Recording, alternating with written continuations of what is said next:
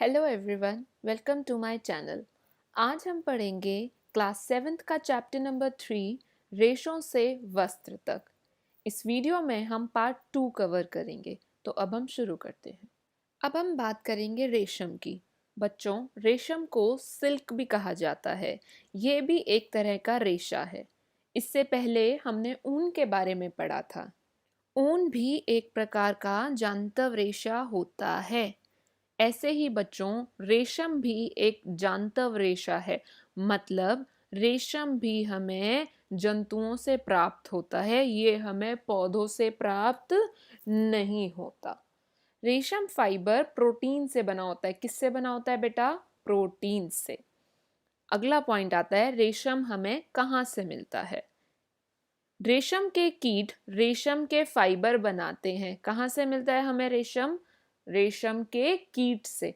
बेटा, एक कीट होता है, मतलब कीड़ा होता है। किसका कीट? रेशम का कीट।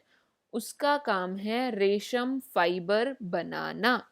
आप इस चित्र में देख सकते हैं, यहाँ पर ये एक कैटरपिलर है जो कि रेशम का रेशा बना रहा है।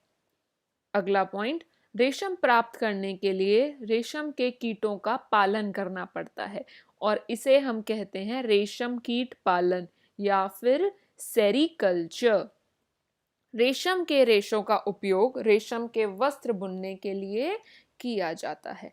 बच्चों, क्वेश्चन किसी भी प्रकार से पूछ सकते हैं। पहला पॉइंट जो हमने सीखा, रेशम कैसा रेशा है? पादप रेशा है या जांतव रेशा है? तो बेटा, रेशम जांतव रेशा है। क्यों? क्योंकि वो हमें जंतु से मिला है। किस जानवर से मिला है हमें? वो मिलता है हमें रेशम के कीट से।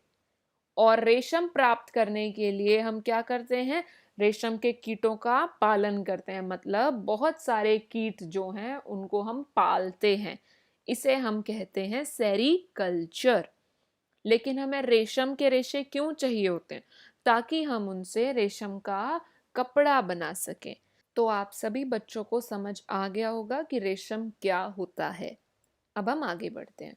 अगला टॉपिक है बेटा, रेशम कीट का जीवन चक्र। मादा रेशम कीट अंडे देती है जिन्हें लार्वा कहते हैं। यह कैटरपिलर या रेशम कीट कहलाते हैं। बच्चों, जो मादा रेशम कीट है वो छोटे छोटे बहुत सारे अंडे देगी जिसमें से लार्वा निकलता है। क्या निकलता है? लार्वा। उसे हम कहेंगे कैटरपिलर या फिर रेशम कीट। आप इस चित्र में देख सकते हैं, इस पत्ते के ऊपर मादा रेशम कीट ने सफेद सफेद अंडे दिए हैं, बहुत सारे अंडे। ये अंडे लार्वा बनेंगे जिसको हम क्या कहेंगे? कैटरपिलर। आप यहाँ देख सकते हैं चित्र में, ये पीले रंग का जो बड़ा सा दिख रहा है सांप के जैसा, ये क्या है?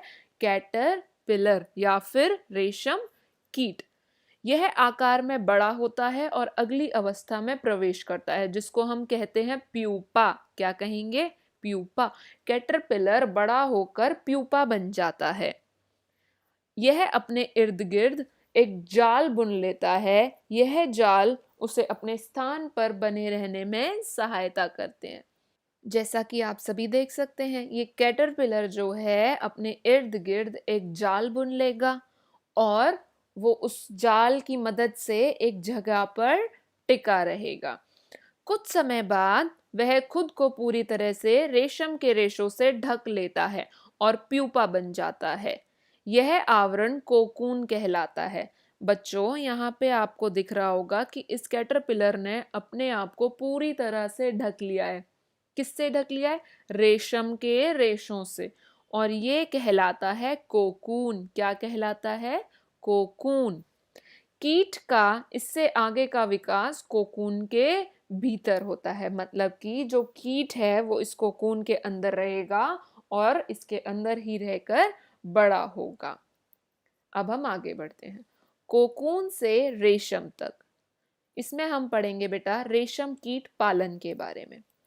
जो मादा रेशम कीट है वो अंडे देती है। अभी अभी हमने सीखा, आप इस चित्र में देख सकते हैं, ये एक मादा रेशम कीट है जिसने पत्तों पर बहुत सारे छोटे छोटे अंडे दे दिए हैं। इसके बाद अंडों को उपयुक्त ताप पर गर्म रखा जाता है जिससे अंडे से लार्वा निकल जाता है। क्या करेंगे बेटा? ये अंडों को हम जितना ताप उन्हें चाहिए उतना प्रदान करेंगे ताकि उन अंडों में से लार्वा निकल जाए। लार्वा क्या बनेगा? कैटरपिलर बनेगा। लार्वा शहतूत के पेड़ की पत्तियां दिन रात खाते हैं और साइज में बड़े हो जाते हैं। अब ये जो लार्वा है, मतलब जो कैटरपिलर है, वो क्या करेगा? शहतूत के पेड़ की पत्तियां खाता रहेगा, दिन रात खाता रहेगा और साइज में जल्दी जल्दी बड़ा होता रहेगा। जैसा कि इस चित्र में आप देख सकते हैं, ये सफेद रंग का एक कैटरपिलर है जो कि पत्तियां खा रहा है। उसके बाद 25-30 दिन के बाद ये खाना बंद कर देगा और कोकून बना लेता है। बच्चों, ये 25-30 दिन तक लगातार खाता ही रहेगा और फिर एकदम से खाना बंद कर देगा। ये क्या बना लेगा? एक कोकून बना लेगा। जैसा कि आप इस चित्र में देख सकते हैं कि इस कैटरपिलर ने अपने इर्द गिर्द एक कोकून बनाना शुरू कर दिया। और कोकून के अंदर क्या होता है? प्यूपा। जैसा कि इस चित्र में दिखाया गया है, इस कोकून को जब हम खोलेंगे, इसके अंदर क्या निकलेगा? प्यूपा। अगला टॉपिक है बेटा हमारा रेशम का संसाधन, कि हम रेशम को प्रोसेस कैसे करते हैं, कैसे उसके कपड़े बनते हैं। अब हम उसके बारे में सीखेंगे। रेशम फाइबर बनाने के लिए कोकून की बड़ी ढेरी का उपयोग किया जाता है। तो बच्चों, रेशम फाइबर किसी एक कोकून से नहीं बनता, हमें कोकून की बहुत सारी मात्रा लेनी पड़ती है। ठीक है। उसके बाद हम क्या करेंगे? वयस्क कीट में विकसित होने से पहले ही कोकून को धूप में रखा जाता है और पानी में उबाला जाता है या भाप में रखा जाता है। जैसे कि इस चित्र में दिखाया गया है, हमने बहुत सारे ढेरों कोकून लिए और उसको हम पानी में उबालेंगे। ठीक है।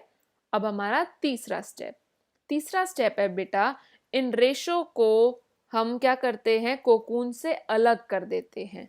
जैसा कि इस चित्र में आप देख सकते हैं, जो रेशम है उसके फाइबर इस कोकून से अलग हो गए। आपको यहाँ पे ये धागे धागे जैसी संरचनाएं दिख रही हैं, ये क्या है? रेशम के फाइबर हैं। क्या है? रेशम के फाइबर, जिन्हें हम रेशम का रेशा भी कहते हैं। तो हमने इसको पानी में उबाल कर रेशम का फाइबर अलग कर लिया है। उसके बाद इसका धागा बनाया जाएगा। क्या बनाएंगे हम? इसका धागा। और इस प्रक्रिया को हम कहते हैं रेशम की रीलिंग। और लास्ट पॉइंट है बेटा, इसको बुनकर रेशम के धागों से रेशम के कपड़े बनाए जाते हैं। मैं एक बार आप सभी बच्चों के लिए ये सभी स्टेप्स रिपीट कर देती हूँ। बच्चों, सबसे पहले हम ढेरों कोकून लेंगे और उनको पानी में उबाल देंगे। पानी में उबालने से क्या होगा? जो रेशम का फाइबर है वो अलग हो जाएगा और उन रेशम के फाइबरों से हम एक धागा बना लेंगे। इसे हम क्या कहेंगे? रीलिंग। और उस धागे से उसको बुनकर हम अपने रेशम के कपड़े बना सकते हैं। ये आज का हमारा लास्ट टॉपिक था बेटा। इसी के साथ हमारा चैप्टर नंबर 3 यहीं पे ख़त्म होता है। आई होप आप सभी बच्चों को ये वीडियो समझ आई होगी, पसंद आई होगी। और अगर आपको किसी भी टॉपिक में कोई डिफ़िकल्टी हो, आप कमेंट सेक्शन में लिख सकते हैं। और अगर आपको ये वीडियो पसंद आया हो तो भी आप कमेंट सेक्शन में ज़रूर लिखें। और प्लीज़ इस चैनल को सब्सक्राइब करें, लाइक करें और बेल आइकन प्रेस करना मत भूलें। Thank you for watching.